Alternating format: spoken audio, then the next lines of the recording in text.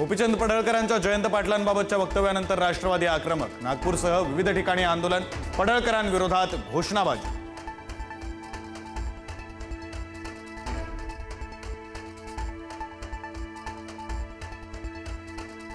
आमदार राजेश मोरे यांची राऊतांना घरात घुसून मारण्याची धमकी। राजेश मोरेंविरोधात ठाकरेंची शिवसेना आक्रमक।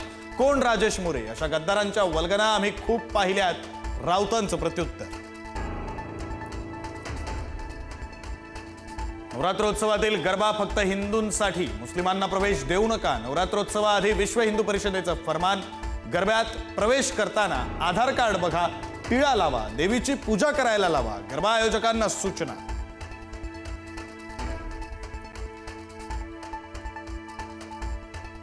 जामखेडच्या आमसभेमध्ये आमदार रोहित पवार अधिकाऱ्यांवर संतापले। तक्रारीनंतरही निकृष्ट काम केलेल्या ठेकेदारानं कारवाई न केल्यानं झापलं। आतापर्यंत गोट्या खेळत होता का? हा तुमच्या बापाचा पैसा नाही, रोहित पवारांनी सुनावलं।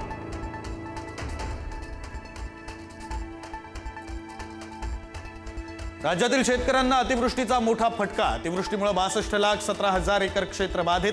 पावसाच्या माऱ्यानं हातातोंडाशी आलेली पिकं जमीनदोस्त।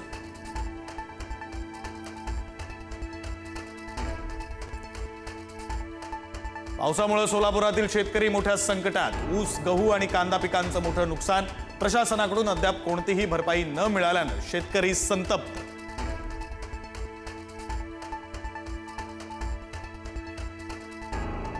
सोलापुरातील बार्शीमध्ये 3 दिवसांपासून मुसळधार पाऊस। नदी नाले तुडुंब। पुलावर पाणी आल्यामुळे विद्यार्थ्यांचे हाल।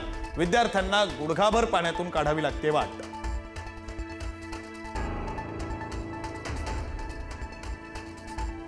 कर्जमाफीसाठी आता मंत्र्यांना तुडवावं लागणार। शेतकरी नेते रविकांत तुपकर यांचं संतप्त विधान। तुपकरांच्या आंदोलनात नेपाळ क्रांतीचा उल्लेख।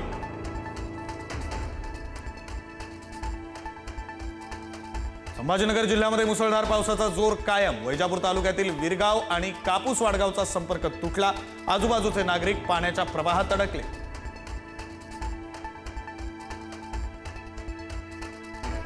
जळगावच्या पाचोरा तालुक्यातील हिवरा नदीत मामी आणि भाची वाहून गेल्या। मामीला वाचवलं, मात्र 15 वर्षाची भाची गेली वाहून।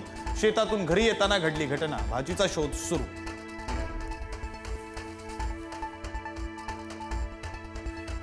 रेल्वे मंत्री अश्विनी वैष्णव यांच्या उपस्थितीमध्ये घणसोली बुलेट ट्रेन टनेलचा ब्रेक थ्रू। केंद्रीय रेल्वे मंत्री अश्विनी वैष्णव यांनी घणसोलीत घेतली पत्रकार परिषद।